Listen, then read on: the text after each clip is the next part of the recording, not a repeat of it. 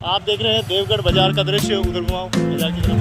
बाजार की है, ये कौन सा चौराया है और बहुत ही खूबसूरत सा देवगढ़ देवनगरी राजसमंद में है। Shyam medical Devgarh Vinayak museum. वाह, तो बहुत ही खूबसूरत शहर है ये भी। राजसमंद का कस्बा है, नगर पालिका देवगढ़ राजसमंद। ये भी जिले की तरह काफ़ी बड़ा क्षेत्र है ये।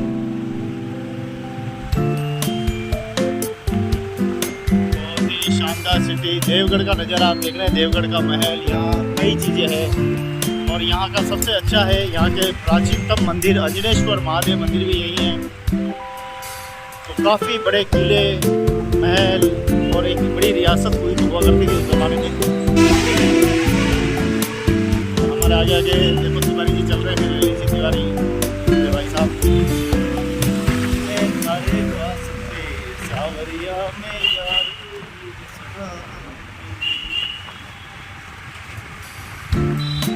काफ़ी लंबी सिटी है।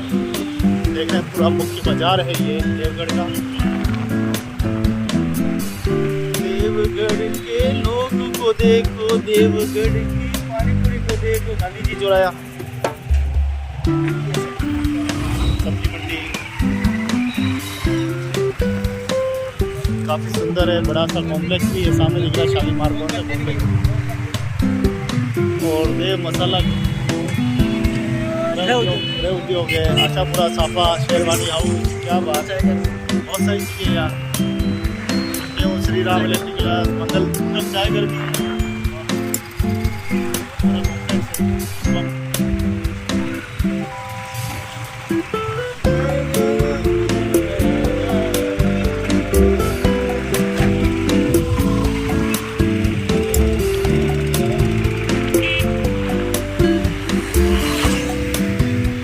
काफ़ी बड़ा बाज़ार है ये भी, खूबसूरत सा बाज़ार। और अब हम लेंगे अलविदा उदयपुर रोड की तरफ। फोटो निकाल। मैं थारे वास्ते सावरिया तू गाड़ी गया।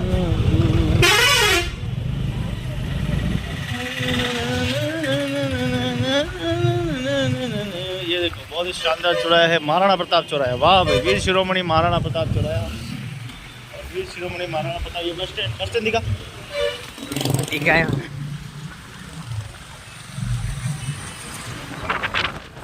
बस स्टैंड से हम जा रहे हैं सीधा उदयपुर रोड पे।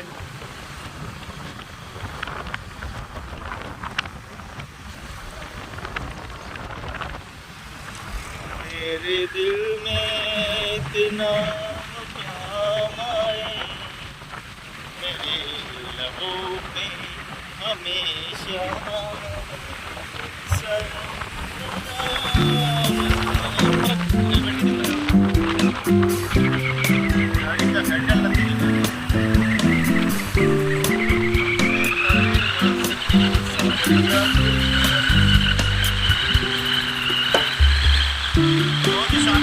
देवगढ़ का नज़ारा आप देख रहे हैं। कभी आपने देवगढ़ नहीं देखा हो तो देखिए।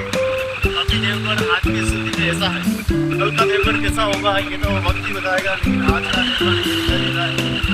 एक पेट्रोल पंप है।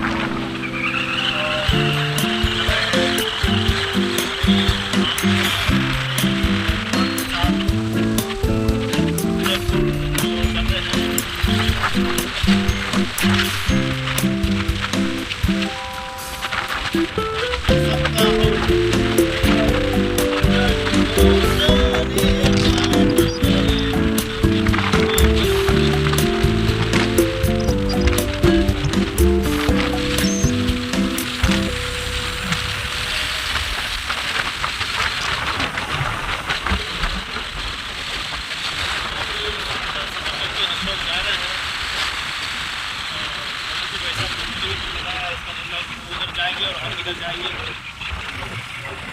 देखो बड़े बड़े बंगले बन रहे हैं इधर, बड़े बड़े बंगले बन रहे हैं। वाह वाह भाई, हमारा सीधा सीधा इधर है। ये कहाँ जा रहा है? वो हाईवे पे जा रहा है सीधा। आपको वहीं तक छोड़ रहा हूँ। अच्छा, तो अब हमने रोड छोड़ा है, शॉर्टकट आए हम। शॉर्टकट शॉर्टकट शॉर्टकट, कट में कट, शॉर्टकट नहीं सारे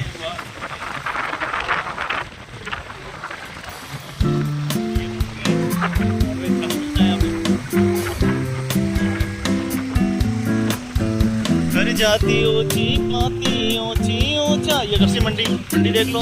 हाँ हाँ हाँ, ये मंडी देख लो, आपने कभी देखी नहीं होगी मंडी। मंडी आलू कांदा यही मिलता है सारा। देवगढ़ ये देवगढ़ की मंडी है। हाँ अच्छा, ये रोड है, ठीक है वहाँ भी ठीक है। तो क्या दिखा दो बड़े भाई साहब। ओके धन्यवाद, फिर मिलेंगे। चलिए हम इस रेलवे मंडी से होते हुए और अब हम जा रहे हैं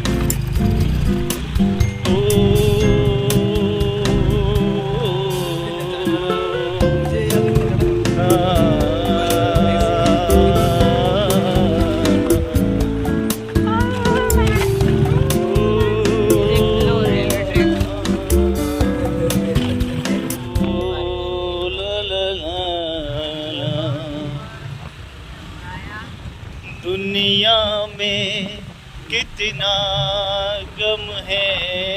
ये वही तो रोड है भाई। ना ना, मेरा गम कितना कम है लोगों, कोई एक हजारों में। तो धन्यवाद दोस्तों, मजा देखा। आप चलिए चलते उधर की ओर। ये छापली का तालाब, देवगढ़ रोड। और आपको बता दें कुछ ही आगे दिव्यर आने वाला है। दिव्यर का युद्ध महाराणा प्रताप और अकबर के बीच में, मान सिंह के बीच में घमासान युद्ध हुआ था। ये वही स्थान है। बहुत ही पहाड़ी काट हाईवे बनाए गए हैं।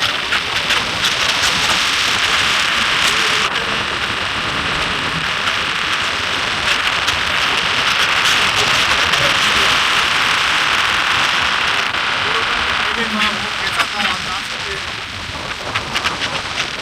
बड़ी बड़ी मैदानों के बीच में। बहुत ही बदबू लगता है। आम की पेड़ यहाँ बहुत है, आम सीताफल सबसे ज़्यादा है। आप जितने भी देख रहे हैं सामने पेड़, सीताफल बहुत ज़्यादा मिलेंगे आपको। तो उदयपुर यहाँ से 113 किलोमीटर है, नाथुद्वारा 75 किलोमीटर, गोमती चौराया 24 किलोमीटर है। तो हमको जाना है उदयपुर 113 किलोमीटर। इसके बीच में हम आपको बहुत कुछ दिखाएंगे। आशा है कि आप हमारे चैनल के साथ बने रहेंगे तो हम आपको दिखा पाएंगे। नहीं तो उधर खाने वाले तो हम भी ले चलेंगे, क्या करें, कैसे खाएं, क्योंकि हमको खाना बहुत दूर है।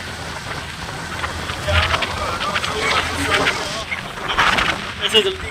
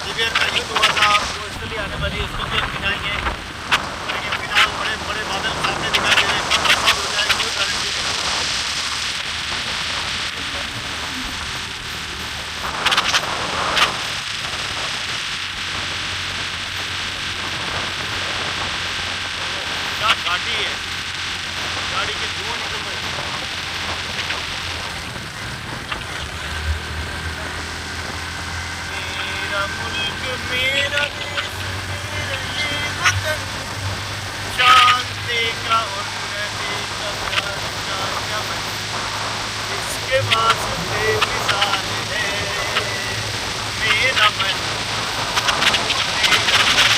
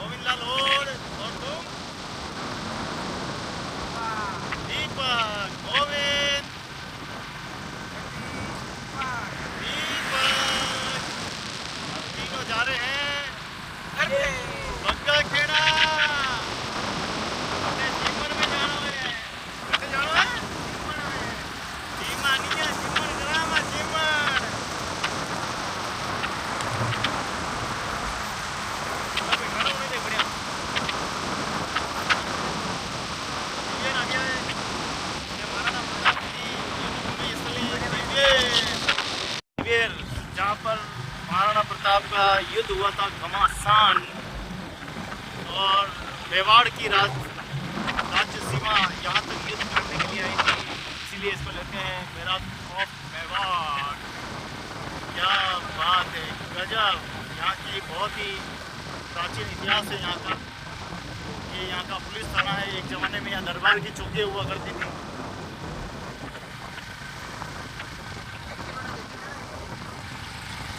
पेट्रोल पंप अभी 5 किलोमीटर दूर है, वो लग रहा है बोर्ड। तो दिवेर का युद्ध यही हुआ था। आपको बता दें कि ये पूरा दिवेर महाराणा प्रताप की युद्ध भूमि स्थल है, जहाँ रक्त के नारे ले गए थे। देखिए ये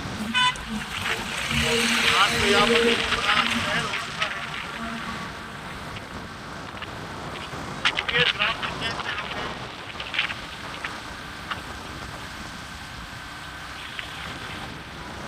क्या जीवन था उस समय, किस तरह से हमारे वीर योद्धा लड़ते थे, अपने घोड़ों पे, हाथी पे, ऊँटों पे जीवन व्यतीत करते थे। आज तो हम आधुनिक जीवन में जी रहे, उनको याद भी नहीं करते। ये तो इतिहासकारों ने हमको भूल ही गए।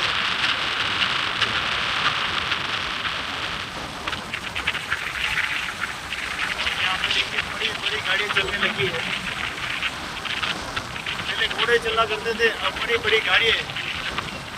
पहले हाथी चला करते थे, अब हाथी से भी बड़ी बड़ी गाड़ियाँ चलती हैं। देखो इसके टायर कितने हैं।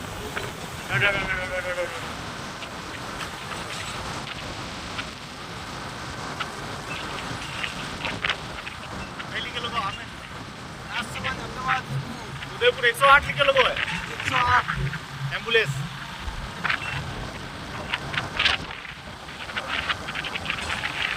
मेरे प्यार की उम्र हो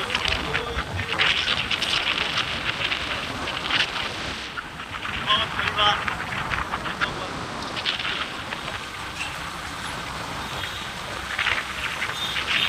5 किलोमीटर दूर पेट्रोल पंप है। पानी लेके है काका।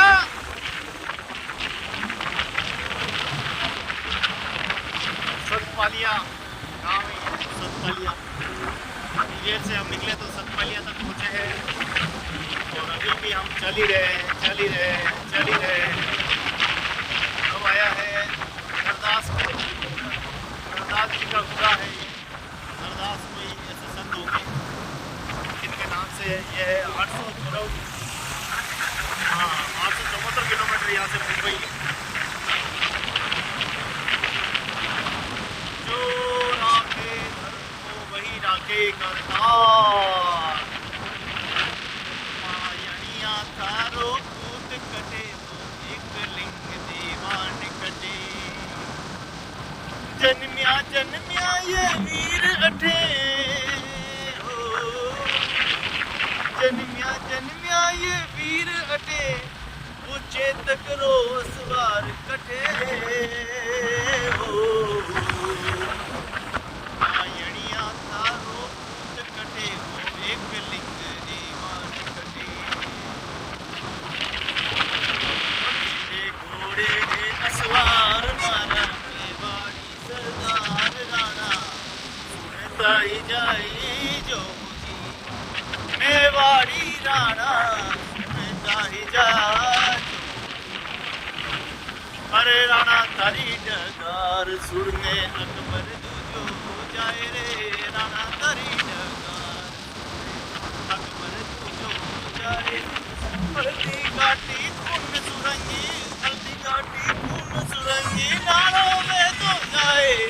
चली मेवाड़ी तलवार हो गया नारा सरदार राणा सुनता ही जा। मेवाड़ी राणा सुनता ही जा। राणो गयो सुरंगा माई पकड़ लहू तुहार। चेटक तंसूबे पड़ा लो करतब बनियो न जाए माने। जीवा तू नहीं जा माने बोले एक बार राणा सुनता ही जा। मेवाड़ी राणा सुनता ही जा। कदी ले घोड़े रे सवार मारा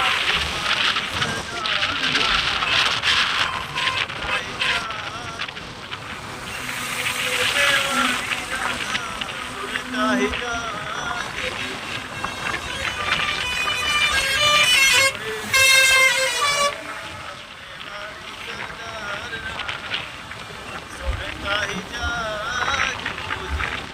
तो दोस्तों ये वही स्थान है दिवेर जहाँ पर महाराणा प्रताप का और अकबर की सेनाओं का मुकाबला हुआ था। युद्ध हुआ था और छापामार मुरेला युद्ध हुआ था। ये वही भूमि है, ये वही युद्ध स्थली है। इसका नज़ारा आप देख रहे हैं। ऐसी धरती को नमन करें, ऐसी धरती को कोटि प्रताप करें जहाँ मात्र वीर बलिदान हुए। हजारों लाखों वीर शहीद हुए। दोनों ओर से सेनाएं लड़ी, मातृभूमि की रक्षा की।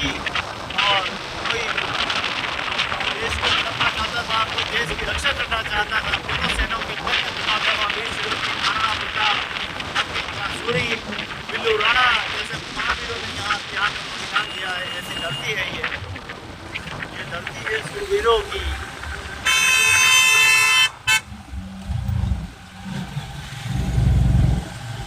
अरे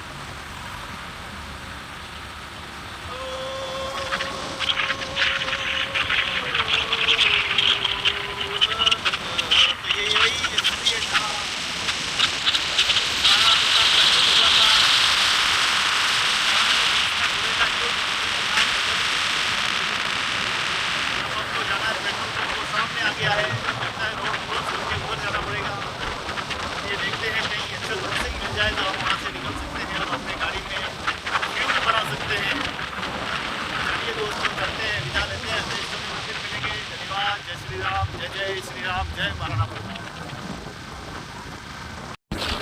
देखने को जोराया नेशनल हाईवे है, राजसमंद का ये सुंदर हाईवे, बहुत ही खूबसूरत सा जंगल। ये हमारी गाड़ियाँ चल रही है। ओहो क्या बात, सफेद सफेद पत्थर इधर है। देख सकते हो आप भाग रहे हैं। नदियाँ पवन के झोंके, कोई बदला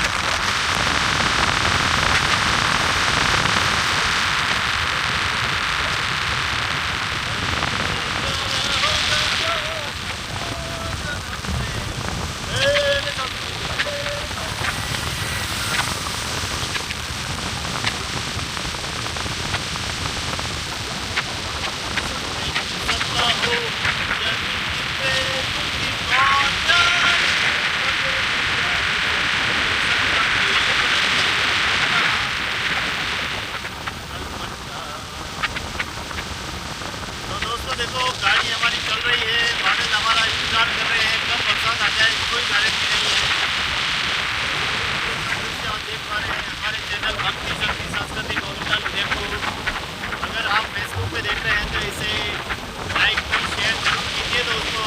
अगर आप मेरे भक्ति शक्ति चैनल ये गोविंदन उदयपुर यूट्यूब पर देख रहे हैं तो आप इसे चैनल को सब्सक्राइब कीजिए और आप लाइक करना न भूले दोस्तों।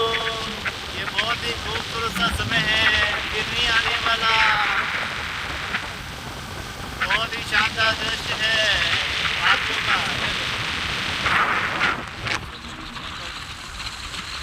न जुल्म सहेगा न अधिकार सहेगा, न जुल्म चलेगा न जालिम का अधिकार रहेगा। दुनिया में जो रहेगा वो खुशहाल रहेगा, क्या रहेगा। न जालिम न ताकत का अधिकार, दुनिया में कुछ रहेगा तो बस प्यार रहेगा,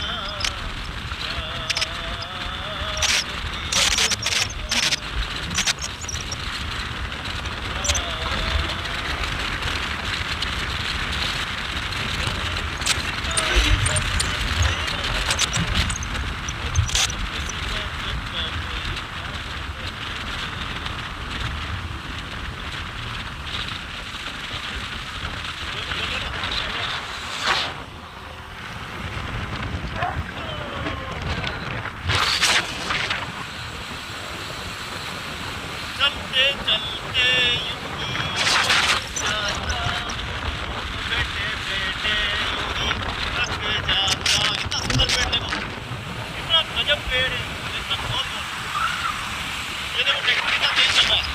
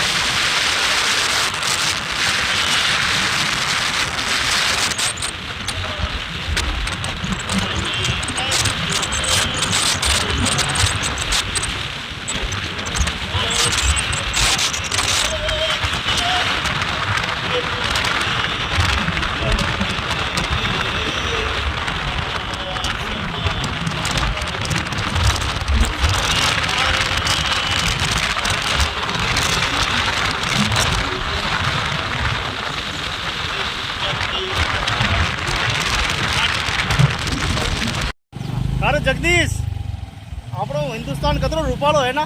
हाँ कतरो बढ़िया है, कतरे रेल लिए देखो या देखो या हरी हरियाली नहीं अपने से नहीं रख। हाँ अमेरिका में बढ़िया है बट तो रुकड़ा नटोड़ी घणी बढ़िया आशा अरे तो खाली को सारो नहीं से अरे मारा बेटा उधर उतर जा। रही रही हिंदुस्तान में रियो है और तारीफ जो है बटारी करी रो है ना आज है ना मैंने उधर अच्छी अटैच लीजिए बे। हाँ दोस्तों ये है केलवे का गढ़। जैसा कि आप जानते हैं कि राजस्थान की सबसे बड़ी मंडी मार्बल मंडी राजसमंद कहलाई जाती है। आप देखो कि वो केलवे का गढ़ है और गढ़ के चारों ओर से मार्बल की खदानें खोदी गई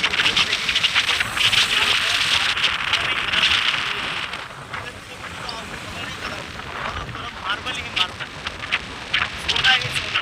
इसके नसीब में ये पत्थर आया है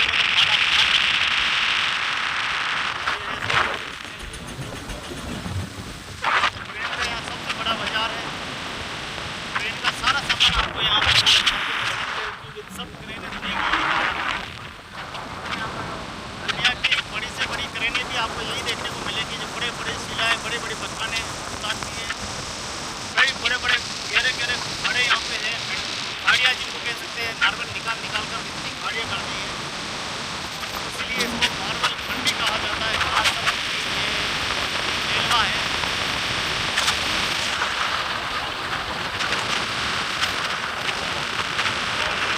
सुनो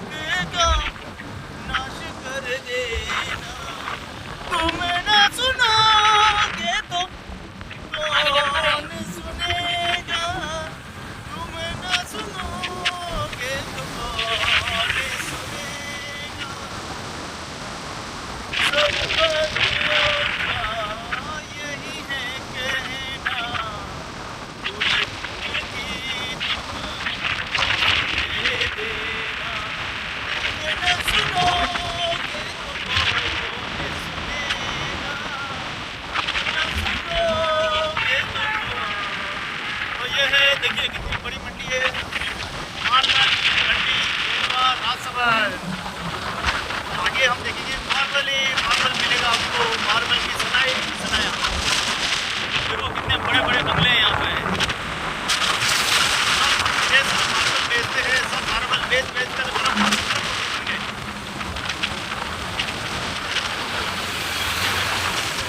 किसी के नसीब में पत्थर ऐसा लगा उसका खोपड़ा खुल गया। किसी के नसीब में ऐसा लगा कि खोपड़ा खुल गया। किसी के नसीब में पत्थर ऐसा मिला कि नसीब पर मिला।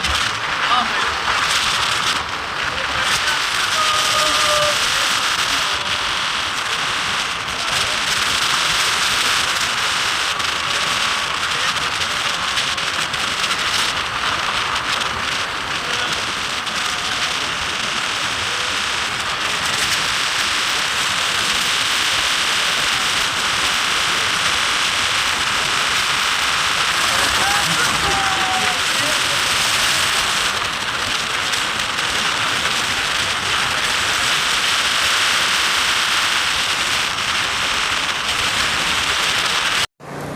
आप देख रहे हैं राजसमंद की नौ चौकी झील। तो बहुत ही खूबसूरत झील है। आइए नौ चौकी झील की तरफ आपको ले जाते हैं। मेरे कैमरामैन जगदीश और दीपक के साथ मैं आपका दोस्त आपका मित्र गोविंद लाल और मैं आपको सैर कराने जा रहा हूँ। राजसमंद की सैर कराने जा रहा हूँ। राजसमंद झील की विश्व की प्रसिद्ध में से एक झील है और इस झील का निर्माण महाराणा राज सिंह जी के कार्यकाल में हुआ था। आइए मित्रों हम इस सुंदर झील का अवलोकन करेंगे। एक बार फिर हाईवे से कैसे आप जा सकते हैं तो राजसमंद से पहले ही आपको ये बहुत बड़ी पहाड़ दिखेगा जिस पे मंदिर बना हुआ है मातेश्वरी का। और इस मंदिर के ठीक नीचे से रास्ता जो है वो जाता है। तो यहाँ देखिए लिखा हुआ है काकरोली राजसमंद द्वारिकाधीश मंदिर। तो हमको इस तरफ जाना है, तो हमको यहाँ से लेफ़्ट लेना है। ये जो नीचे दिखाओ थोड़ा, ये जो मूली लेके लड़कियाँ खड़ी हुई है माँ बहने, इस तरफ से यूँ जाना है अपन को राजसमंद की झील के लिए। हमको ये रोड पकड़ना है और वो पीछे का जो रोड है राजनगर चौराहा है, उससे हम बाद में आएंगे वहाँ पे। लेकिन अभी हम नौ चौकी झील दिखाने वाले हैं आपको, बहुत ही खूबसूरत। अर्जी हमारी सुन लेना प्रभु, कौन तुम न सुनोगे तो कौन सुनेगा। ये बहुत ही अच्छा रास्ता है जाने का, सुगम रास्ता है। सिटी की तरफ से आएंगे तो काफ़ी भीड़ भाड़ है उधर। आप जब भी आएँ इस रास्ते से आ सकते हो और आराम से आ सकते हो, लेकिन ध्यान रहे इधर जंप बड़े हैं, जंपों का ध्यान रखें। और जंपों का ध्यान रखेंगे तो ठीक रहेगा। बड़े बड़े देखिए इधर भी बहुत खूबसूरत रोड है ये। और जब यहाँ मेला होता है तब यहाँ यातायात व्यवस्थाएं बहुत होती है। तो ये नगर परिषद, तो आप देख पा रहे हैं कि नगर परिषद राजसमंद है और राजसमंद में ही राजसमंद झील है। इस तरफ मेरे कैमरामैन को दिखाऊंगा, इस झील को दिखाए थोड़ा सा नीचे से, हमारे दर्शकों को थोड़ा सा बताए। थोड़ी अच्छी सी जूम मत करो, बिना जूम करे बताओ पीछे तक लगाओ लंबी कितनी है। कैमरामैन जगदीश हमको झील बता रहा है और आगे का दृश्य भी बताओ इनको। इतनी बड़ी घाटियाँ हैं यहाँ पे, घाटियों को चढ़कर हमें जाना है। काफ़ी गहरी झील है ये। और हर बार मैं जब भी राजसमंद आता हूँ कोशिश ये करता हूँ कि आपको राजसमंद दिखाऊँ। राजसमंद दिखाने का मकसद ये है कि यहाँ पे धीरे धीरे विकास हो रहा है, नावें बोटिंग वगैरह सब चलने लगी है। तो आप यहाँ पे एंजॉय करने के लिए आ सकते हैं। यहाँ पर आराम से आप फुल एंजॉय कर सकते हैं। खाने पीने की भी खूब फुल यहाँ पर है। देखिए कितनी खूबसूरत है, बड़ी झील है। और सामने भी वो पहाड़ है सामने, इस तरफ ये नौ चौकी झील है और पूरी खूबसूरत सी झील है। आइए मित्रों इसके इतिहास से हम परिचय होंगे। बहुत ही खूबसूरत झील, बहुत ही बेस्ट झील, बहुत ही शानदार झील। हाँ क्या झील है, देखते ही दिल गार्डन हो जाता है। यहाँ आए मज़ा हो जाता है, क्या बात है। वो देखो नीचे देखो, वो दृश्य, कुत्ता देखो कैसे खड़ा हुआ है इस गर्मी में। थोड़ा ऊपर से दिखाओ, देखो कैसे आराम से बैठा हुआ है पानी के बीच में, है ना। हाँ सारी है, साइकिलें भी है, सब कुछ है। फोटो खींचे। तो आप देख पा रहे हैं कि किस प्रकार से बहुत ही खूबसूरत सी झील है। और इस खूबसूरत सी झील पर मैं आपको आज सैर कराने वाला हूँ, बड़े ही सुंदर। तो देखिए चलिए दोस्तों, बेर मत कीजिए मेरे साथ और बने रहिए चैनल के साथ। मैं आपको दिखाऊंगा आज राजसमंद की खूबसूरत झील।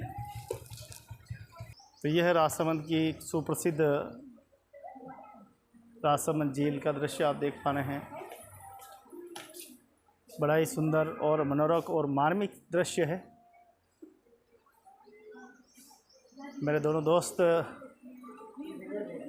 जगदीश और दीपक दोनों मेरे साथ में हैं।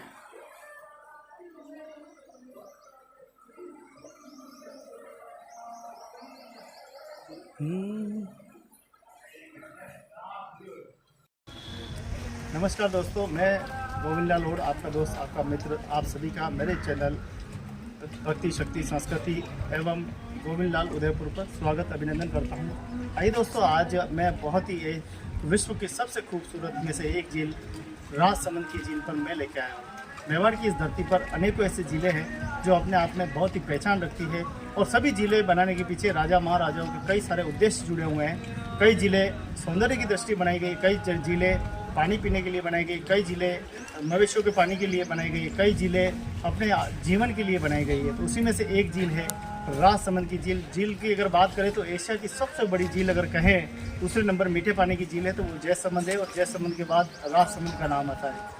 राजसमंद की ये झील करीब, आप मेरे कैमरामैन से दिखाऊंगा तो बहुत ही लंबे क्षेत्रफल में जो है फैली हुई है। आपको बता दें कि ये जो झील है गोमती नदी का पानी जो है, नदी जो है उसको रोककर इस झील का निर्माण जो है किया गया है। इसका प्राचीन इतिहासकार रणछोड़ तेलंग, जो कि उस समय के तत्कालीन इतिहासकार है, रणछोड़ तेलंग अपने इतिहास की पोथियों में और विश्व के सबसे बड़े शिलालेख भी मित्रों यही मौजूद हैं। जो आप देख रहे हैं राजसमंद की, जो मेरे कैमरामैन से वो दिखाए वो जाली लग रही है, जो छोटी छोटी जाली लग रही है, वहाँ पे संस्कृत भाषा में रणछोड़ तिलक जी द्वारा इतिहास लिखा गया है 1652 से 1680 के मध्य महाराणा राज सिंह जी के कार्यकाल में ये इतिहास लिखा गया है। मित्रों, इस झील का इतिहास बहुत ही प्राचीन है। राजसमंद उस समय 16वीं शताब्दी में अकाल की समस्याओं से जूझ रहा था। पानी यहाँ रुकता नहीं था, सीधा पानी चला जाता था बहकर, सीधा जो है बड़ी नदियों में चला जाता था। आपको बड़ी जानकर खुशी होगी कि हमारे इस मेवाड़ का पानी पश्चिम बंगाल और गंगा नदियों तक हमारा जो है पानी जाता है। यहाँ से होता हुआ मातृकुंडिया होता हुआ कई आगे घूमते हुए कई नदियों में और बंगाल की खाड़ी में जाके गिरता है, उसके बाद सीधा समुद्र में विलीन हो जाता है। यानी हमारे इस मेवाड़ की धारा से निकलने वाला पानी इतना श्रेष्ठ है। जब भी हम देखें कि इसका इतिहास आज का नहीं है, बहुत ही प्राचीनतम और पुरातत्व जो है इतिहास है। महाराणा राज सिंह जी ने उस समय जब इतिहास के सबसे दुराचारी कहें मुगल बादशाह औरंगजेब के शासक में जब छठी पीढ़ी छठे राजा महाराणा प्रताप के छठे वंशज महाराणा राज सिंह जी ने इस झील का निर्माण करवाया था।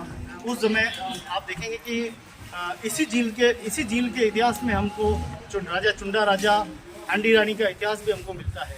किस प्रकार से महाराणा राज सिंह जी का उस समय विवाह होना था और विवाह होने के साथ ही उनके विवाह में औरंगजेब भी उस पर जो है विवाह करने जा रहा था। उस समय महाराणा राज सिंह जी जो है विवाह करना चाहते थे और उसी लिए राजा चुंडा को भेजा गया कि तुम जाओ और जो है औरंगजेब की सेना से तुम मुकाबला करो और संयोगिता को मैं लेकर आऊँगा। महाराणा राज सिंह जी गए और संयोगिता से जो है उनका विवाह राजनगर में आता है। और हमेशा से जो महाराणा राज सिंह जी की जो राजधानी है रही है और मेवाड़ की राजधानी प्रतिनिधित्व तो कुंभलगढ़ से ही रहा है। कुंभलगढ़ से ही हमेशा यहाँ की मेवाड़ का प्रतिनिधित्व होता आया है। चित्तौड़ में जरूर रहा है, लेकिन चित्तौड़ पे विभिन्न संकटों से चित्तौड़ गुजरा है। चित्तौड़ पे हमेशा शासक बदलते रहे हैं, लेकिन महाराणा राज सिंह जी वो एक ऐसे शासक थे जिनकी की पूर्ण रूप से गद्दी पर ही उनकी मृत्यु हुई थी। ऐसे महान राजा थे महाराणा राज सिंह जी ने। उस ज़माने में एक ऐसी योजना तैयार करने के लिए अपने मंत्रियों को आदेश दिया था कि आप एक ऐसे झील का निर्माण कीजिए, एक ऐसी झील हो जिसके अंदर विश्व के लोग इसको देखने के लिए आए। इतनी सुंदर झील हमको बनानी है। करीब 1,25,00,000 से भी ज़्यादा उस समय की लागत थी और इस झील की 9 चौकी जो है बनाई गई। आप देखें कि यहाँ जितने भी पंक्तियाँ जिनको बोलते हैं, सीढ़ियाँ बोलते हैं, उन सीढ़ियों की जो जितनी भी मोटाई है वो 9-9 इंच की मोटाई है। इसीलिए इसको 9 चौकी झील का निर्माण दिया गया है। उस तरफ अगर सामने वहाँ नज़ारा देखेंगे तो यहीं से वो पानी है जो गोमती नदी का उस तरफ पानी चला जाता था। इस नदी के ऊपर इतना बड़ा डैम बनाना एक चुनौती थी, लेकिन महाराणा राज सिंह जी ने उस समय इस चुनौती को स्वीकार किया और आप देखेंगे इतनी बड़ी झील का निर्माण किया था।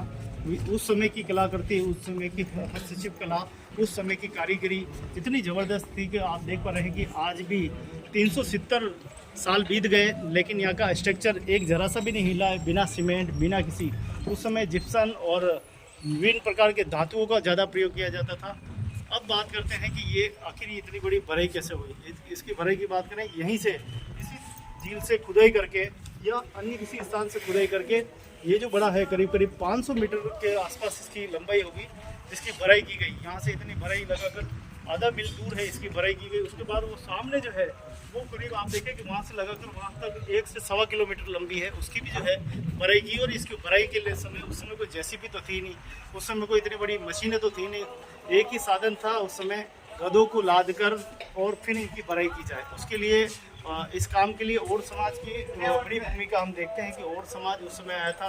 और समाज के लाखों में की संख्या में उनके पास गधे होते थे और गधों को लाद कर मिट्टी को वहाँ पर बड़ा टीला बनाया और टीला बनाने के बाद भराई के बाद में ये दृश्य हमारा सामने आया। 14 साल तक इस झील का काम होता है। 14 साल तक यहाँ पर लगातार कारीगर काम करते हैं और मैंने बताया कि 1 करोड़ से भी ज़्यादा लागत इस झील की हुई थी। उसके बाद ये झील तैयार हुई और आज ये जल संकट जो है दूर हुआ।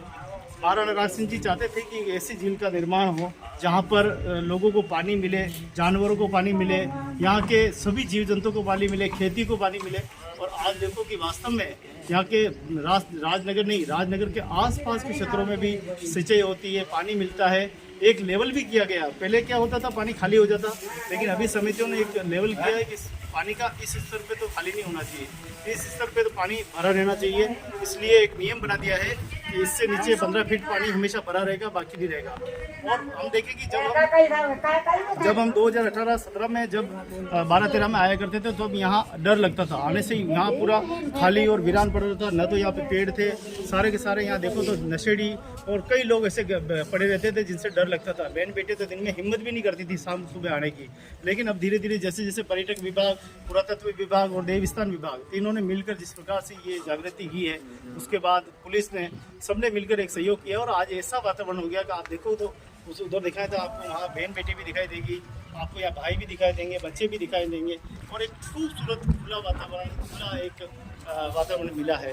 कुल मिलाकर हम कहें कि पहले राजसमंद एक अलग था, आज राजसमंद बदल चुका है। राजसमंद की बिल्कुल प्रशासनिक व्यवस्था, यहाँ की जिला प्रशासन, यहाँ का नगर पालिका, यहाँ के क्षेत्रीय जनप्रतिनिधि और यहाँ के सभी जितने भी प्रकृति प्रेमी हैं, झील प्रेमी हैं, सब ने मिलकर इस काम को किया, हाथ में लिया और आज एक बहुत ही सुंदर झील का नेतृत्व कर रहे हैं।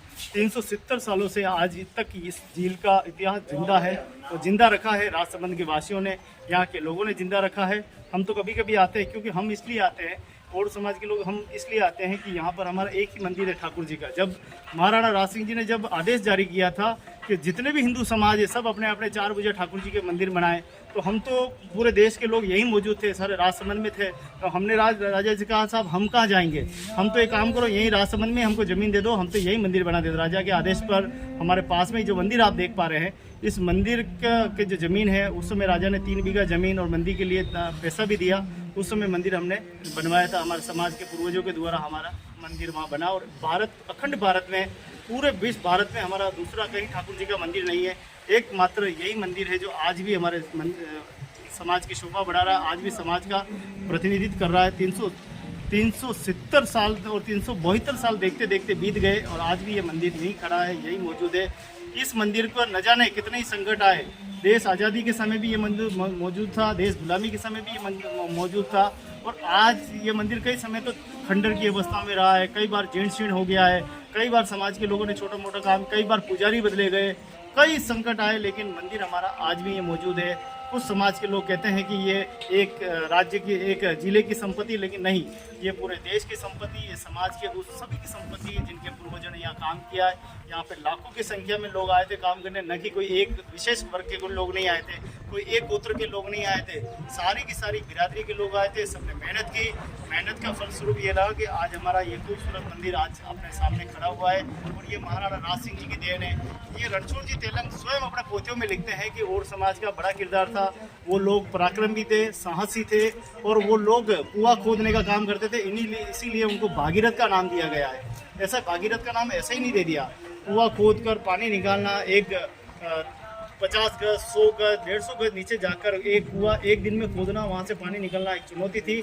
लेकिन और समाज कुएं बावड़ी खोदने में बड़ा माहिर था। इसके साथ ही कच्चा माल भराई करने में वो अपने ख्याति जीत चुके थे। बड़े बड़े किलों में मेटल को, कच्चा माल को पहुँचाना, कच्चे माल को समाज की एक बड़ी भूमिका रहती है। और हम बहुत भाग्यशाली हैं कि हमें महाराणा राज सिंह जी, मौर्य काल, महाराणा कुंभा काल और महाराणा राणा कुंभा, ऐसे महाराजाओं के कार्यकाल में हमें काम करने का मौका मिला। भारत की इस शैली में, भारत की इस प्रक्रम में, भारत की इस विरासत में, मेवाड़ की इस विरासत में हमारी एक बड़ी भागीदारी देखने को मिली है। आज भी हम जब आते हैं तो यहाँ प्रफुल्लित हो जाते हैं, धन्य हो जाते हैं। यहाँ आते तो हम अपने पूर्वजों को यहाँ पर नमन करते हैं। हम अपने पूर्वजों को कोटि कोटि, उन्होंने हमारे लिए कुछ नहीं किया, हमारे लिए बहुत कुछ छोड़ के गए, हमारे लिए राजसमंद की इतनी बड़ी विरासत छोड़ के गए।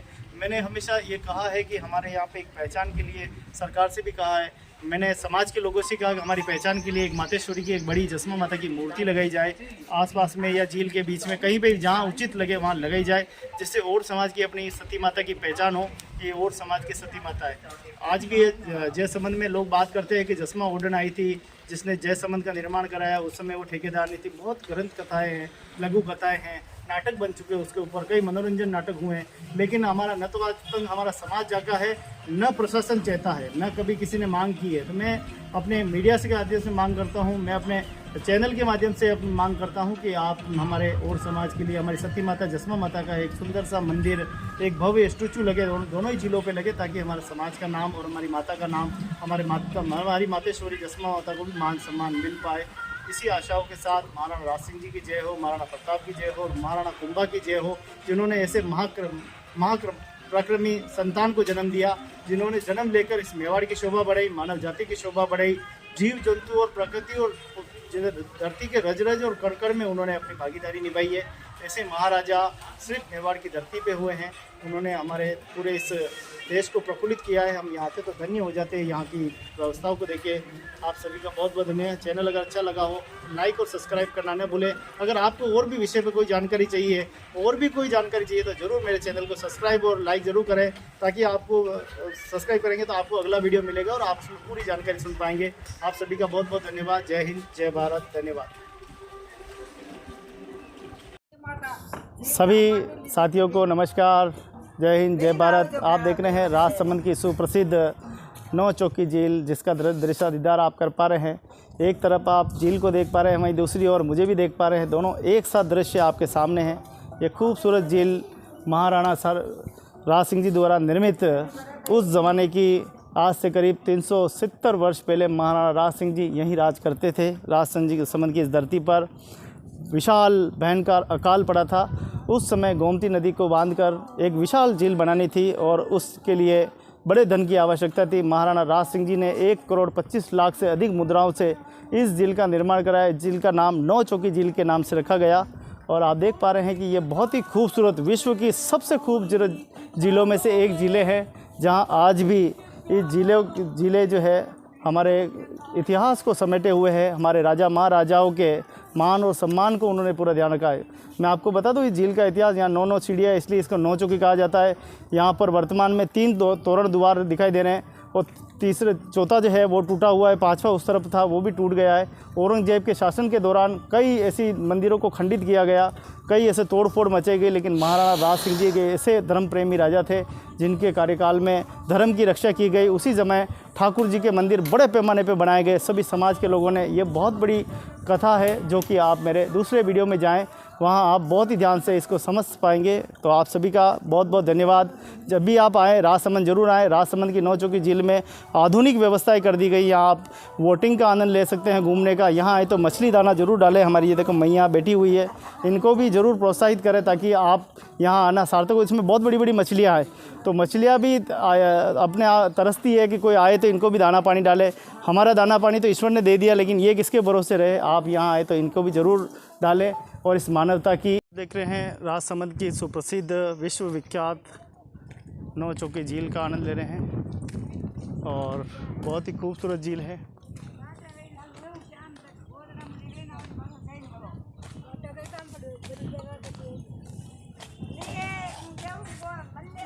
तो चलिए दोस्तों, चलते हैं राजसमंद की सुप्रसिद्ध नौ चौकी झील देखने के लिए, जो कि विश्वविख्यात झील है। और बहुत ही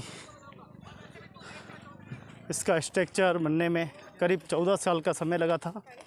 आपको बता दें कि ठेठ वहाँ से लगाकर पूरी इस झील की भराई करने के बाद इस झील का निर्माण हुआ है।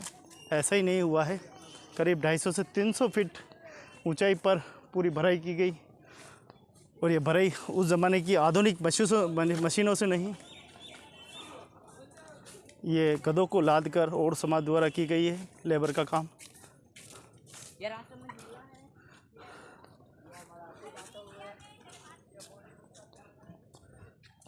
तो बहुत ही खूबसूरत झील है और पुलिस प्रशासन यहाँ पर देखिए मौजूद है पीछे की ओर।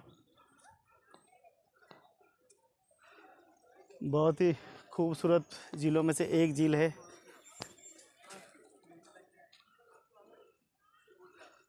यहाँ की अद्भुत कलाकृति और यहाँ की शिल्प कला और यहाँ के स्ट्रक्चर का आप देखें कि बहुत ही शानदार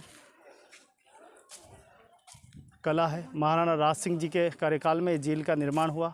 1652 से 1680 के मध्य इस झील का निर्माण होता है और महाराणा राज सिंह जी ने इस झील का अकाल राहत योजना के तहत इस झील का निर्माण करवाया और आज इसको देखने के लिए कई देशों से सैलानी नगरवासी। दोस्तों, यह है राजसमंद की सुप्रसिद्ध विश्वविख्यात झील, जिस झील के ऊपर हम 3 मित्र साथ में आए हैं, जगदीश, दीपक और मैं भी आपके साथ में हूँ। विश्वविख्यात झील राजसमंद की ये सुप्रसिद्ध है और आशा है कि इस बरसात में ये पूरी भर जाएगी। यहाँ ऊपर की छतरी तक पानी आता है तो ये झील फुल हो जाती है और ये झील पिछली बार भी फुल हुई थी। हो सकता है कि इस बार फुल हो जाए, आशा तो पूरी है। तो बहुत ही खूबसूरत सी झील है ये। तो यहाँ एक हमारे इतिहासकार है बंसीधर जी, वो कभी कभी इतिहास की जानकारी देते रहते हैं, इधर ही किधर सोए रहते हैं।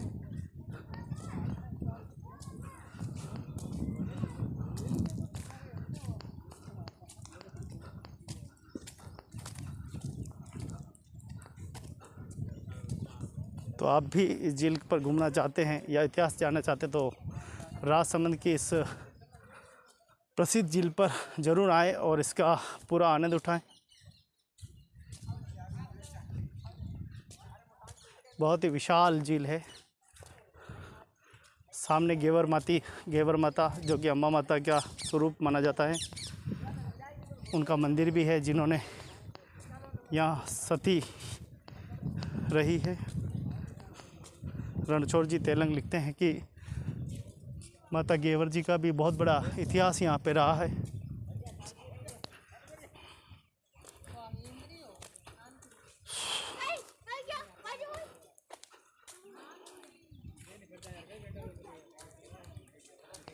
तो चलिए दोस्तों, चलते हैं गेवर माता का मंदिर, जिसे आवरी माता के नाम से भी जाना जाता है, अम्बा माता गेवर माता मंदिर। तो ये प्रसिद्ध मंदिर है जो कि राजसमंद नौचौकी झील पर मौजूद है। माता ने यहाँ झील के बनने के दौरान तपस्या की थी और यहीं अपने प्राण त्याग दिए थे। ऐसी मातेश्वरी है और सगत जी बाबा जी का मंदिर भी यहीं है। तो उस समय हम आए थे जब पानी भरा था, लेकिन आज यहाँ पर पानी नहीं है। झील फुल होती है तो मातेश्वरी के दरबार में पानी वहाँ तक चला जाता है।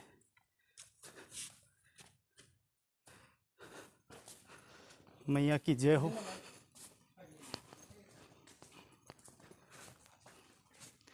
तो गेवर माता का मंदिर है जो कि सती माता यहीं हुई थी, उन्हीं का यहाँ मंदिर, बहुत ही भव्य मंदिर है। जय हो मातेश्वरी। और ये पूरी राजसमंद की झील यहीं से दिखती है। जय माता दी।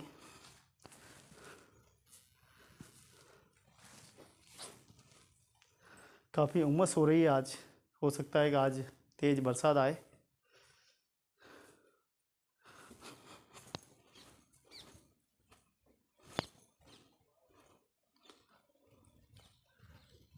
कैसे भरा हुआ देखो पानी, खचाखच।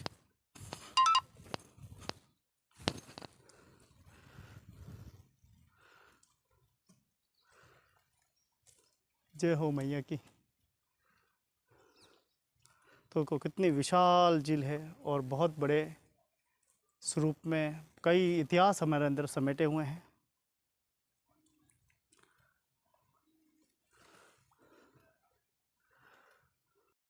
तो आप देखें कि राजसमंद की ये सुप्रसिद्ध झील है जो कि विश्व विख्यात झील है। इस झील का निर्माण महाराणा राज सिंह जी के कार्यकाल में करवाया गया था। 1652 ईस्वी में महाराणा राज सिंह जी मेवाड़ की गद्दी पर विराजते हैं। उस समय मेवाड़ की स्थिति ठीक नहीं थी, क्योंकि पूर्व में काफ़ी युद्ध हुए थे। मेवाड़ की आर्थिक स्थिति बहुत कमज़ोर हो गई थी। उस समय संसाधन नहीं थे और मेवाड़ तो शुरू से ही पहाड़ों का देश है। यहाँ पर नदियाँ बहती थी और बहकर सीधी बंगाल की खाड़ी की तरफ चली जाती थी। ऐसे में उन नदियों का पानी को रोकना ये बहुत बड़ी चुनौती थी। कई मंत्रियों ने परामर्श दिया कि महाराणा को कई नदियाँ ऐसी हैं मेवाड़ में जिनको रोका जा सकता है, पानी को हम रोक सकते हैं। लेकिन ये बात उस समय ऐसी थी कि ऊँट के मुँह में जीरा। पानी को कोई भला कोई रोक सकता है क्या? पानी को कौन रोकेगा? इतने विशाल नदियों को रोकना इतना आसान नहीं था, कैसे रुकेगा? कई बार मंत्रिमंडल की बैठकें हुई, बैठकों में कई प्रकार के विचार हुए, कैसे इस पानी को रोका जाए, कौन सी चीज़ लगाने से पानी रुक सकता है।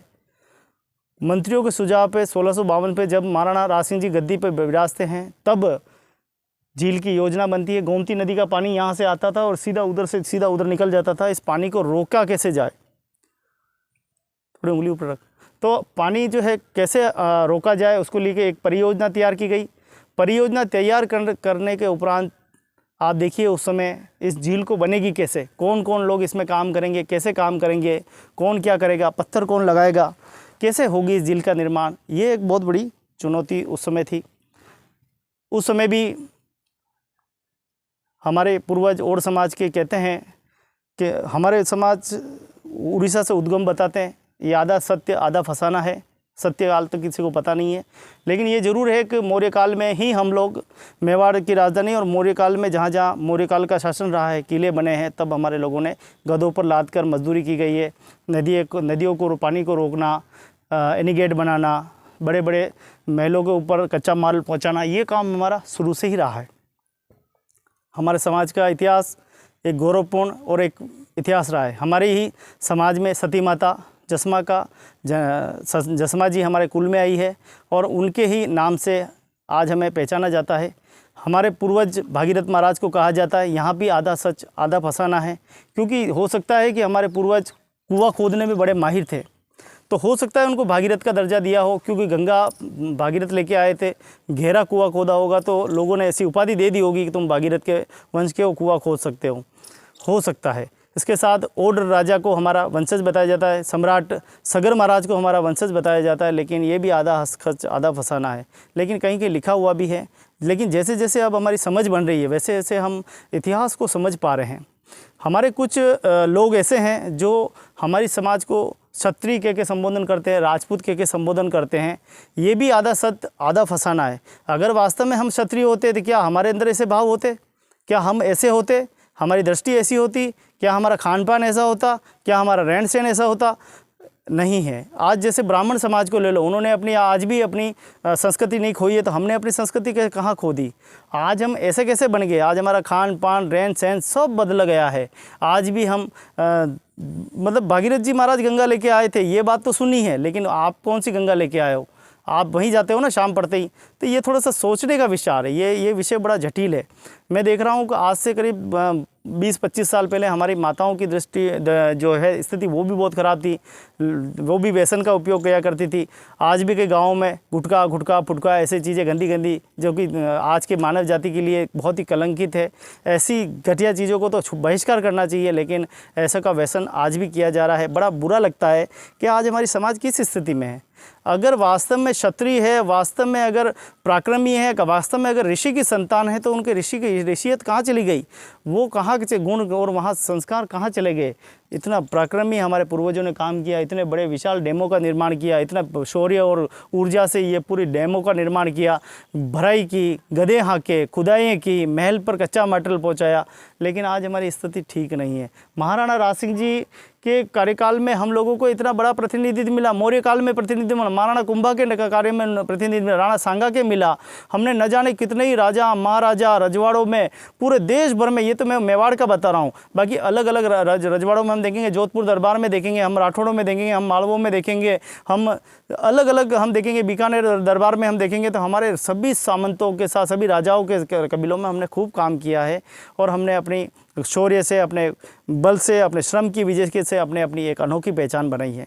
आज भी लोग कहते हैं कि और समाज के लोग खरा कमाते हैं और खोटा खाते हैं। मैं कहता हूँ खरा कमाते हैं और अच्छा खाओ ना, अच्छा पहनो, अच्छे संस्कार दो, अपने बच्चों को गुणवान बनाओ, संस्कारवान बनाओ। लेकिन आज ये जो हमारे एक ऐसा संप्रदाय देख रहा हूँ जिसको बोलते हैं आलोचक संप्रदाय, करता तो कुछ है नहीं, आलोचनाएँ करता है, गिराने का काम करता है, और उसी की वजह से आज हमारा समाज दरअसल में नीचे और गिरता जा रहा है। ये लोग अनपढ़ बनाने की साजिश रच रहे हैं, ये हमें और बर्बाद कर रहे हैं, हमारी समाज की स्थिति को ऊपर नहीं आने देते, किसी की मदद नहीं करते।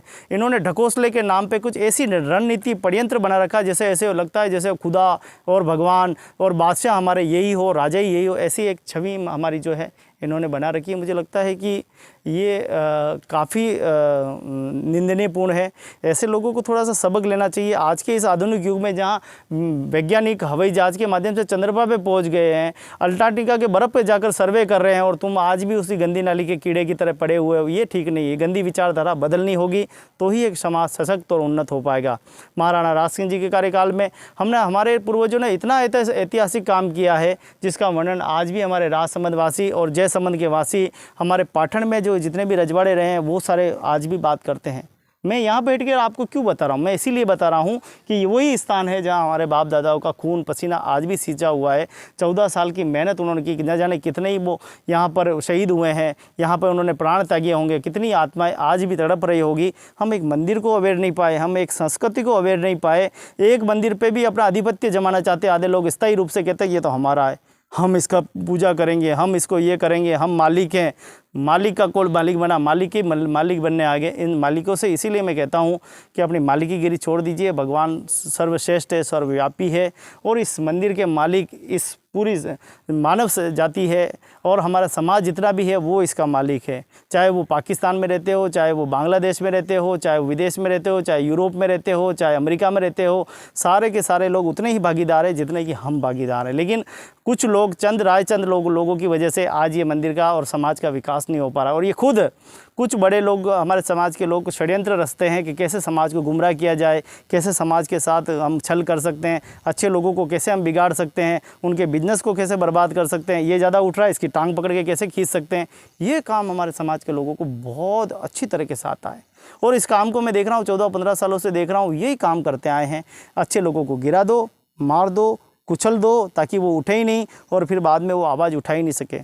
उसका प्रमाण मैं भी आपके सामने खड़ा हूँ। मैं ये नहीं कहता कि एक मंदिर की सेवा छीन ली, नहीं, मंदिर नहीं, पूरे समाज की विकास की सेवा को छीन लिया है। समाज प्रगति पे जा रहा था, समाज आगे जा रहा था, समाज भक्ति के मार्ग पे जा रहा था, समाज पूजा करना सीख रहा था, समाज अपने बच्चों को पढ़ा रहा था, समाज अपने बच्चों के लिए व्यवस्थाएं कर रहा था। लेकिन आप लोगों ने आकर अनपढ़ बनाए रखने की साजिश की, जिसके परिणाम आने वाले समय में आपको ही भुगतने हैं। गोविंद लाल ओड का कोई फ़र्क नहीं पड़ने वाला है। गोविंद लाल ओड भी अभी इतनी उम्र में भी 43 साल की उम्र हुई, मैं भी BA पढ़ाई कर रहा हूँ, दिन रात पढ़ाई कर रहा हूँ, सोच रहा हूँ मैं वकालत करूँ, और वकालत करने के बाद अपने जीवन को भी श्रेष्ठ बनाऊं, और मैं दूसरों के जीवन को भी श्रेष्ठ बनाऊं। मैंने ऐसे कई गद्दार देखे हैं, जिनको गद्दार की भाषा कह सकते हैं, जिनको उंगली पकड़कर जिन लोगों ने उठाया, उन गद्दारों ने आज संबल बनने के बाद किसी की उंगली को नहीं थामा। उनको पता है कि मैं जिसकी उंगली पकड़ के उठाऊंगा मेरा ही पत्ता साफ कर देगा। वो उन्होंने हमेशा नीचे गिराने का काम किया। आज खुद बड़े आदमी बन के बैठे हुए हैं, लेकिन किसी की मदद नहीं की है। याद करो तुम्हारे वो दिन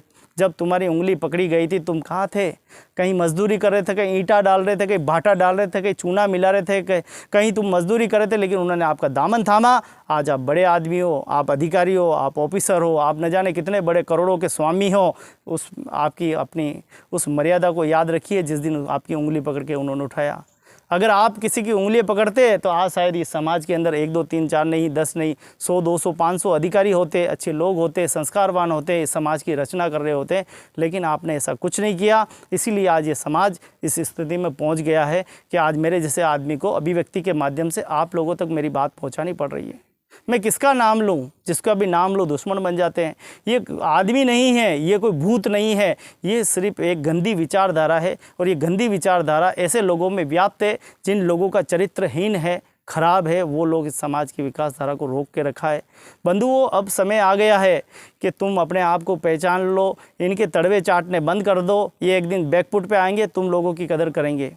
तुमने इनकी वाहवाही की है, खूब इनको ऊंचा उड़ाया है, वो दिन दूर नहीं जब तुम्हारे खुद के बच्चे मजदूरी करते मिलेंगे। जब तुम्हारे बच्चे मजदूरी करेंगे, परिश्रम करते दिखाई देंगे, चोरी करते दिखाई देंगे, मार खाते दिखाई देंगे, जेल जाते दिखाई देंगे, डकैती करते दिखाई देंगे, उस दिन तुम्हारे यहाँ से हाय निकलेगी कि अगर वास्तव में गोविंद की बात पे ध्यान दिया होता तो तुम्हारे बच्चे आज अफसर होते, डॉक्टर होते, इंजीनियर होते, तुम्हारे बच्चे देश और दुनिया के अंदर वैज्ञानिक बनकर तुम्हारा नाम रोशन कर रहे होते। लेकिन तुमने कर्म ही ऐसे किए कि अपनी ज़िंदगी दूसरों के नाम कर दी। गुलामी की ज़िंदगी से कोई उभर नहीं पाया है। मैं जब बालक उम्र की था, जब मैं 12 और 13 साल की उम्र में मैं समझ पाया था, जिसके यहाँ मैं झाड़ू और बर्तन और पोछा किया करता था, जिसके यहाँ बर्तन साफ़ किया करता था, मैं समझ गया कि ये बर्तन साफ़ करने से मैं कभी बड़ा नहीं बन सकता। ये बर्तन मेरा उद्देश्य नहीं है। अगर मुझे बड़ा आदमी बनना है तो मेरे ही कर्मों से मुझे बनना पड़ेगा और मैंने मजदूरी का रास्ता चुना। मैंने न जाने कितनी ठोकरें खाई, कितनी मार खाई, कितनी लातें खाई, कितने लापे खाए, कितनी मैंने प्रताड़नाएं झेली, लेकिन आज भी दामन पे एक दाग नहीं लगने दिया। न नशे में आया, न किसी बुराई में मैं आया। आपके सामने मैं एक जीता जाता प्रमाण बैठा हूँ। मैंने अपने स्वयं पढ़ा और अपने बच्चों को भी पढ़ाया। आज उनको भी मैं चाहता हूँ कि वो उच्च पदों पर जाए, वो मेरे से भी अच्छा काम करे, मेरे से भी अच्छा नाम करे, मेरे पिता का नाम, मेरा नाम, मेरे कुल का नाम रोशन करे। मैं तो यही आशा करता हूँ उनसे। अगर वो करे ना करे वो उनकी मर्जी है, लेकिन मेरे अंदर जो भाव है, जो मैंने बचपन से ही मैंने अपनी दादी को कहा था कि मैं आपका नाम कभी गिरने नहीं दूंगा, हमेशा रोशन करूँगा, और करता ही आया हूँ। और जितनी हिम्मत है उतनी करता रह रहा हूँ। मैंने मार भी खाई है। उन लोगों ने, गद्दारों ने कुछ पीछा नहीं छोड़ा, लापे मारे, लाते मारे, मतलब मेरे साथ वो प्रताड़नाएं की जो उनकी ताकत लगा दी, लेकिन इस गोविंद को हरा नहीं पाए। क्योंकि सांवरिया सेठ का जिसके सर पे हाथ हो उसका भला कोई बालवा बाका कर सकता है। तो मुद्दे ही लाख बुरा चाहे तो क्या होता है, वही होता है जो ईश्वर चाहता है। तो दोस्तों वही कहते हैं कि हम लोग कोशिश करना छोड़ देते हैं तो हार जाते हैं। मैं तो अंत समय तक कोशिश करने वाला व्यक्ति हूँ। पिछले 24 साल से कोशिश कर रहा हूँ और लगातार 24 साल और भी संघर्ष करना पड़े तो उसके लिए भी आपका भाई तैयार है। मेरी कुर्सी छीनकर या मेरा पद छीनकर या मेरी सेवा छीनकर आप मुझे गिरा नहीं सकते। मैं तो जहाँ खड़ा रहता हूँ वहीं खड़े खड़े कोई गिराने की क्षमता रखता हूँ। आईने की तरह उसको आईना दिखाने की ताकत रखता हूँ और आईना दिखा रहा हूँ। इसीलिए आज लेग परेड चल रही है। आज देश और दुनिया में गोविंद का नहीं ठाकुर का नाम हो रहा है। आज देश और दुनिया में लोग पहचानने लगे। एक दिन वो दूर नहीं जिस दिन इसी मंदिर पर आकर समाज के, पूरी भारत नहीं पूरे विश्व के लोग इसी मंदिर पर आकर बैठेंगे और तुम्हारे शब्दों का मुंह तोड़ जवाब देंगे। मालिक बनने की कोशिश मत कीजिए, सेवक बनने की कोशिश कीजिए। इस समाज के सहायक बनिए। इस समाज को गुलाम, अनपढ़ बनाने की साजिश मच रची है। मैं इतनी सी प्रार्थना करता हूँ, आइए सब मिलकर अपने समाज के सर्वांगीण विकास में योगदान देते हैं। बुरे लोगों को छोड़कर अच्छे लोगों, और मैं तो कहता हूँ अगर बुराई लोग भी है और वो भी अगर साफ चरित्र के साथ हमारे साथ आते हैं उनका स्वागत, अभिनंदन। लेकिन ये मन में बैठी कुटिलता को त्याग दीजिए, मन में बैठे हुए भ्रम को त्याग दीजिए, अपनी नफरतों को त्याग कर एक नए उदय और नई किरण के साथ आइए। और मैं उन लोगों से भी नसीहत देता हूँ जो लोग समाज को भ्रमित कर रहे हैं, जो राजपूत बनाना चाहते हैं। हम राजा के राज में रहते थे, उनके राज्य में काम करते थे। हम मजदूर जाति के लोग हैं, कुएं और बावड़ी खोदा करते थे। हम राजपूत नहीं हैं मित्रों।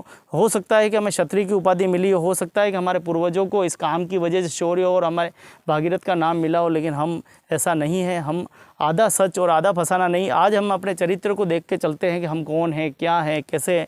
हमारा अतीत और हमारा भविष्य हमें बता देता है कि हमारी कितनी क्षमता है, हम कैसे हैं, क्या है।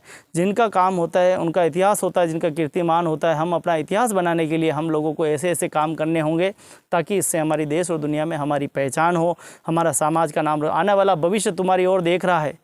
आने वाला भविष्य कह रहा है कि ओए ओढ़ो, तुमने क्या किया है हमारे लिए। अरे तुमने क्या किया हमारे लिए। हमारे बच्चे आज मजदूरी की कतार पे चले गए, उन्होंने अपना जीवन स्वयं संबल बनाना सीखा। आज भी किसी भी शहर में जाओ 90% लोग, 91% लोग, 80% लोग कच्ची बस्तियों में रहते हैं, आवासहीन हैं, जिनके घर के पट्टे नहीं हैं। वो लोग भूमिहीन लोग हैं, बड़े बड़े बंगले बना के रह रहे हैं। विचारधारा राजपूतों वाली आ गई है, पता ही नहीं, घर के तो पते नहीं कब बुलडोजर चल जाए, कब बैकफुट पे आ जाओ। और हमने कई देखे हैं, बड़े बड़े अभिमानियों के देखे जो इनके तड़वे चाटते थे ना, बड़े लोगों के पीछे पीछे दुम दुम लगा के, वो आज बैकफुट पे आ गए और आज यूं सर गर्दन घुमा के घूम रहे। इसके समय का कोई भरोसा नहीं। देख लो ओट बढ़िया आपके सामने प्रमाण है, एक ही दिन में बुलडोजर लगा के पूरे तोड़ दिया गया। कहीं ऐसा ना हो कि तुम्हारी आपसी स्फूट में, इसलिए अच्छी जगह रहो, पलायन करो। हर अच्छे लोग हर गांव के अंदर, अच्छे गांव के अंदर, अच्छे शहर के अंदर, हर कस्बे के अंदर अपना मकान बनाओ, ताकि और समाज का हर गांव, आज 500 गांवों में अगर 100 गांवों का अगर बात करो तो 100 गांवों में 10 गांव में और समाज का प्रतिनिधित्व नहीं है। 90 गांव में हमको कोई जानता ही नहीं है, खाली 10 गाँव में हमको और समाज के लोग जानते हैं। हाँ भाई और भी कोई है।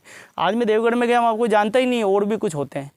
अपनी पहचान ही खो दी है। मतलब अपनी समाज की पहचान तो हम लोग हैं ना, हम अपनी पहचान बना सकते हैं, हम काम से बना सकते हैं, शौर्य से बना सकते हैं, लेकिन हम अपनी पहचान बनाना ही नहीं चाहते। कुछ लोग बनाना ही चाहते हैं, उन लोगों को गिरा दिया जाता है, कुचल दिया जाता है, मारा जाता है, कूटा जाता है, लापे लगाए जाते हैं, फेंट पकड़ी जाती है, पीछे से मुक्के मारे जाते हैं, लातें लगाई जाती है, आलोचनाएँ की जाती है, समाज से बाहर निकालने की रणनीति बनाई जाती है। कैसी कैसी जो है बातें हैं, ये हमारे साथ प्रताड़नाएँ हो रही है।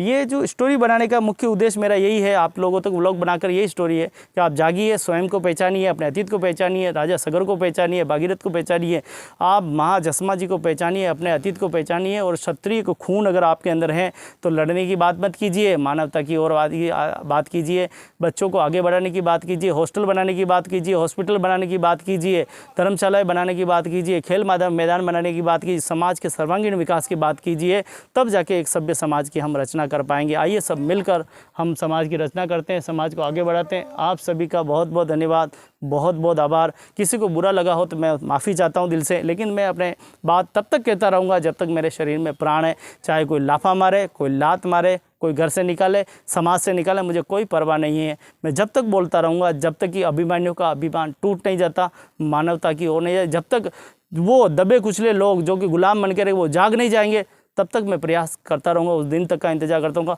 बहुत बहुत धन्यवाद। जय हिंद, जय भारत, जय और समाज।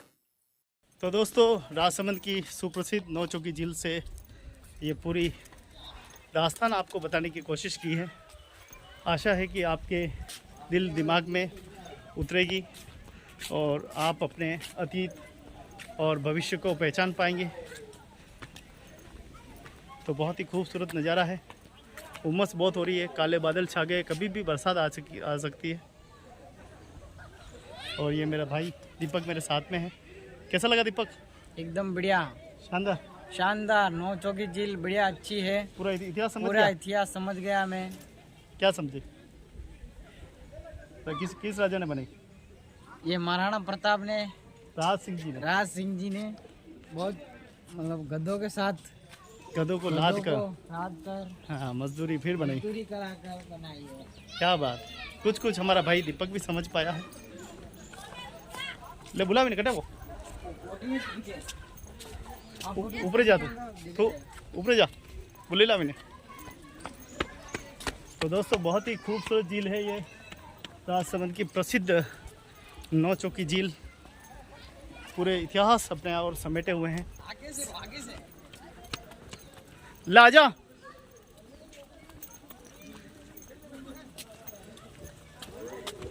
रहमन धागा प्रेम का, मत तोड़ो चिटका है, टूटे से फिर ना जुड़े तो गट अटू सीला गायब पदे। बहुत सी जगहों गायब हुई पर हम हैं छोटे जाले लाग रही बटा इतिहास है। ये हमारी क्षेत्रीय भाषा है मेवाड़ी की। ये हमारे दोनों भाई साथ में चल रहे हैं। राजसमंद की प्रसिद्ध नौ चौकी झील। आहा, क्या नज़ारा है। बरसात के दिन है और देखिए हस्तकला शिल्प कलाकारी आप देखिए, बहुत ही ज़बरदस्त है, बहुत ही शानदार दृश्य है। और हम लोग जल्दी से जल्दी निकलना भी है क्योंकि काफ़ी देर हो चुकी है और अभी हमें मंदिर पर भी जाना है जहाँ भगवान को संभालना है। भगवान पता नहीं क्या कर रहे हैं, 11 दिन से लौटे हैं। भगवान ने कोई भोजन वोजन भी किया कि नहीं किया है वो भी देखना है। क्यों भाई? सही बात। पोती पड़ी पड़ी जग मुआ, पंडित भयान कोई, ढाई आखिर प्रेम का बड़े सो पंडित हो। बड़ा हुआ तो क्या हुआ, जैसे पेड़ खजूर, पंछी को छाया नहीं, फल लागे अति दूर, कबीरा फल लागे अति दूर। टूटे सजन मनाइए, जो टूटे सो बार, रहमन फिर पोइए। तू अटक हो चुका। हाँ, कौन है भाई?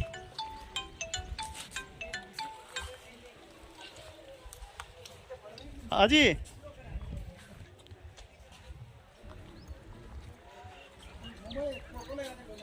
हाँ, तो राजसमंद की ये सुप्रसिद्ध झील है और यहाँ की आप कलाकृति देखें। हर बार मैं आपको दिखाता रहता हूँ कुछ न कुछ। यहाँ की ये मूर्ति, शिल्प कला बहुत ही अपने आप में अपनी पहचान रखती है। उस ज़माने की ये कला है जहाँ महाराणा राज सिंह जी ने किस प्रकार से इस पूरी झील का निर्माण किया, कितनी बड़ी उनकी भागीदारी थी। और वो राजा ही नहीं, एक धर्म प्रेमी भी थे, एक भक्तिमान भी थे। भगवान ठाकुर जी के प्रति उनकी बहुत ही सद्भावना थी।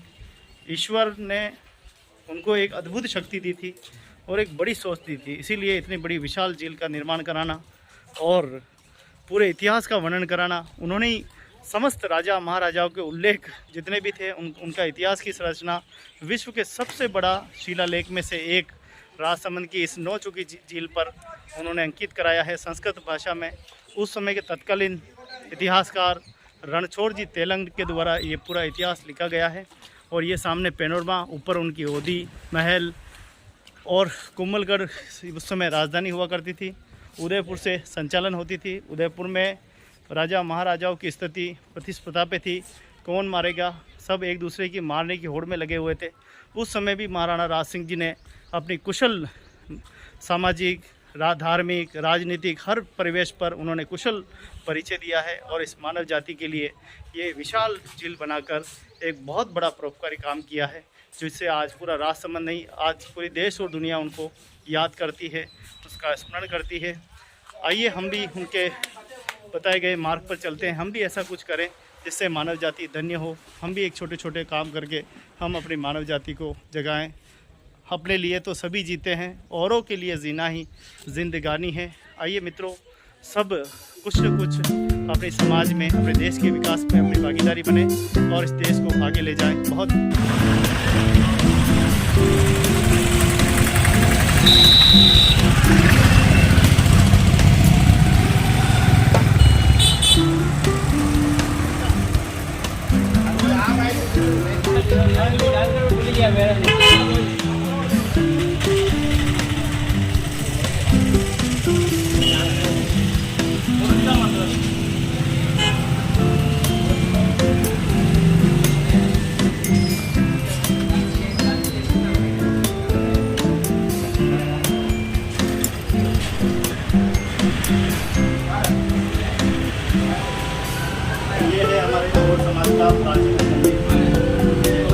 बहुत कुछ हिसाब से हमारे समाज का शोभा बढ़ाना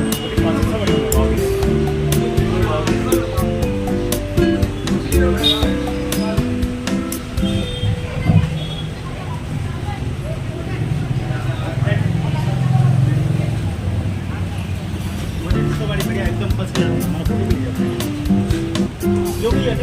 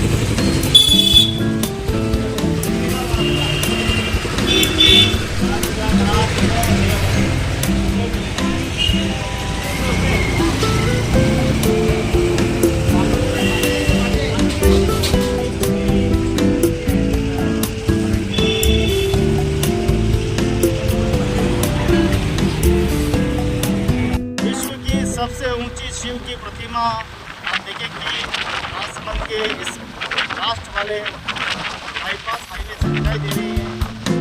आपको दिखाई दे रही है साफ साफ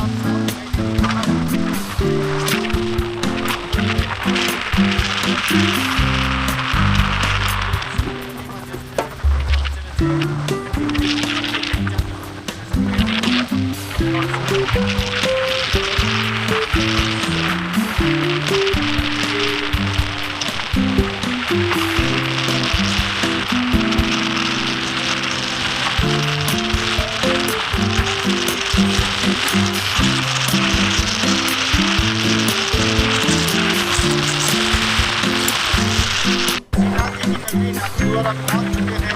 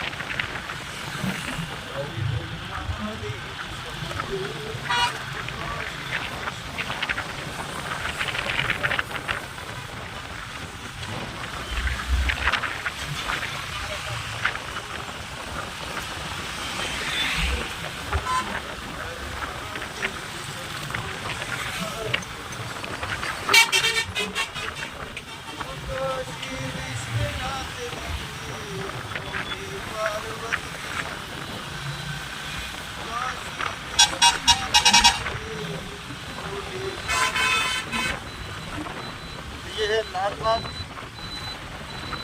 श्री राम जी के मंदिर की सारे रथ वगैरह आपको यही मिलेंगे। बड़ी बड़ी जेसीबी चल रही है, नए रोड का निर्माण हो रहा है, 4 लेन से 6 लेन का निर्माण हो रहा है। और राम की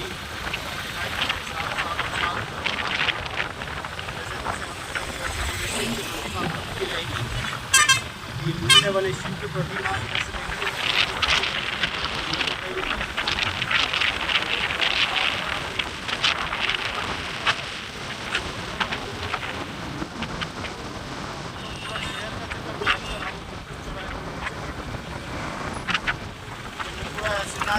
देवनगरी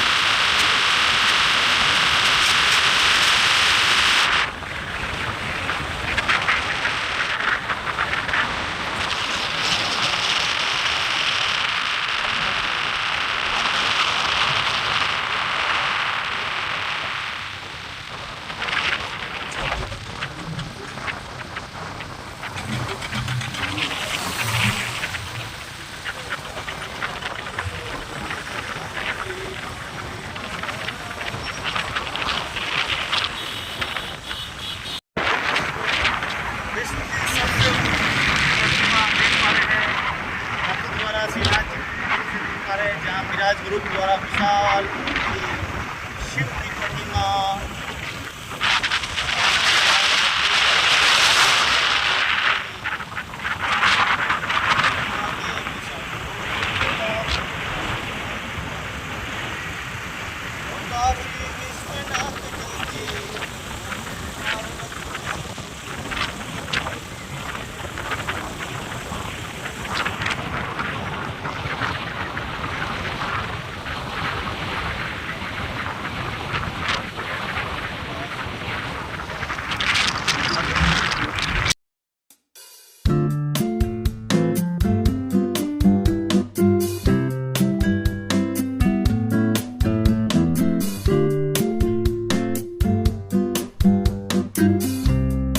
दोस्तों चलते हैं सबसे जबरदस्त व्यू मिलने वाली वीडियो का ये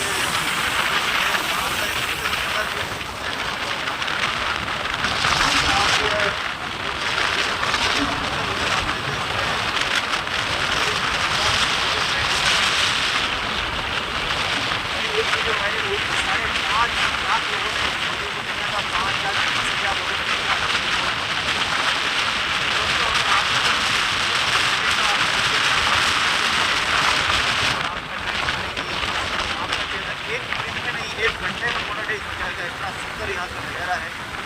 बस वीडियो बढ़िया से बना लीजिए।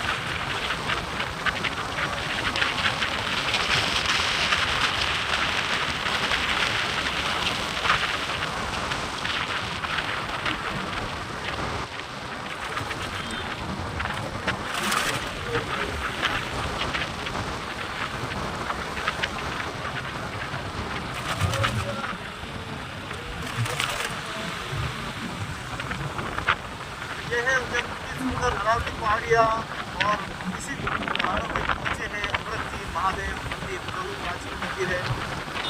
अगर वीडियो नहीं देखा तो पिछले वीडियो में अमृत महादेव देखिए, प्राचीन मंदिर महादेव मंदिर आपको दिखाई देगा। आप ये सुनिश्चित कर पाएंगे कि मंदिर कितने हजार साल पुराना मंदिर है। महादेव जी के मंदिर जैसे भी देखिए आप, प्राचीन हजारों साल पुराने मंदिर है। आजकल नहीं बनाए गए, ये बहुत ही पुराने